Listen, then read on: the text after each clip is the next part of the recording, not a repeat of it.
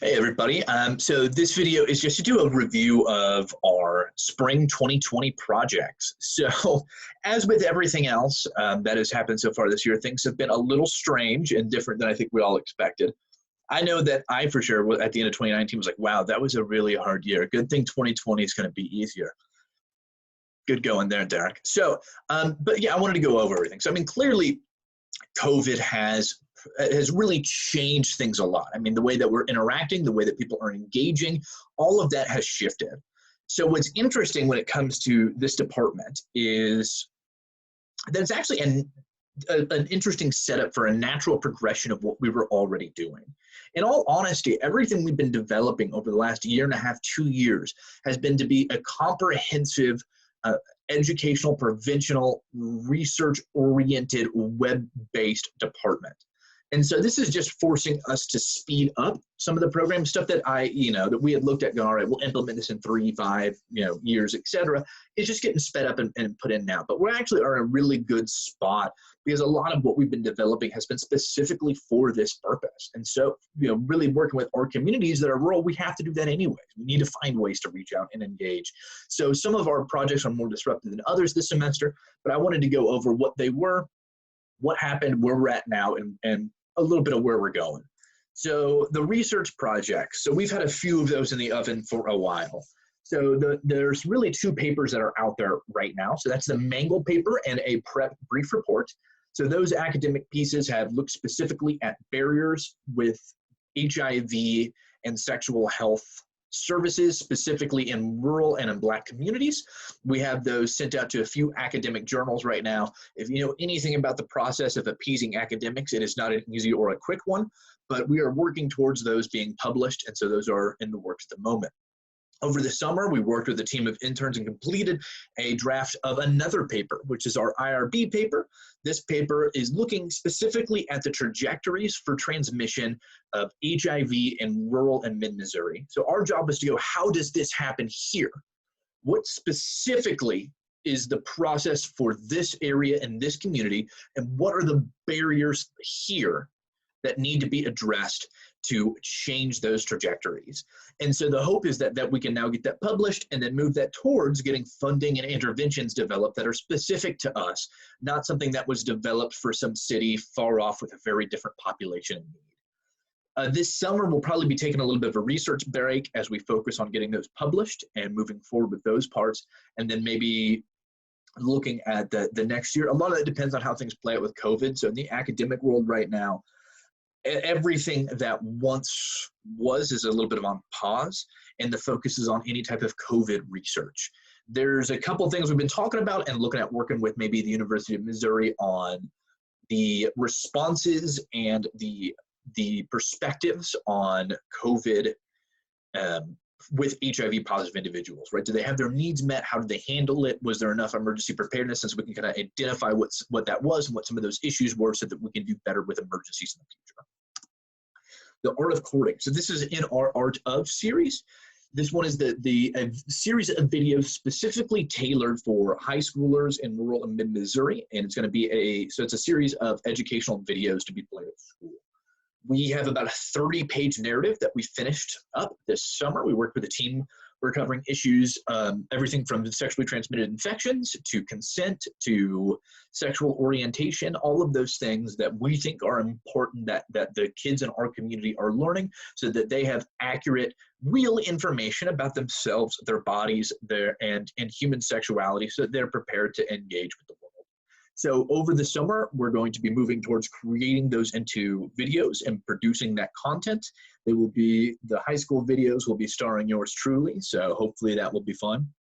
And we should be moving towards the production of videos with the parent version, the Art of the Birds and Bees with Kale as your host. Our goal is to have all of those videos available at the start of the 2021 academic year, so we'll be moving forward with that going from here. The survey team. So if there was one project that just got thrown out the window, it was this one. It's a little heartbreaking. So what we had done was we started the year by going, what do we need to know from our clients in the clinic? What are their experiences? How do they perceive us? How are we doing? And how do we need to alter our service delivery to best meet our clients? We spent a couple months really developing that, and then we threw it in and put it in practice and started getting some really interesting, meaty data. And as soon as we got a little bit of data, everything closed down.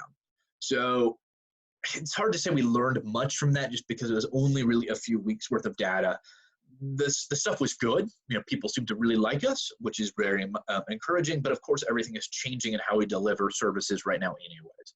So with this group, we switched to work on advocacy. We developed a letter to the Department of Health and Senior Services that is specifically addressing the lack of funding for rural communities, rural HIV, and rural health. This is in regards to the federal funding for ending the HIV epidemic, the EAG funds, and why that money needs to be coming to the communities it's meant to serve, rather than their current plan to send it to the metropolitan areas. For those that are unaware of what's going on, Missouri is one of the 7 states that was earmarked for HIV funding because of a substantial rural burden.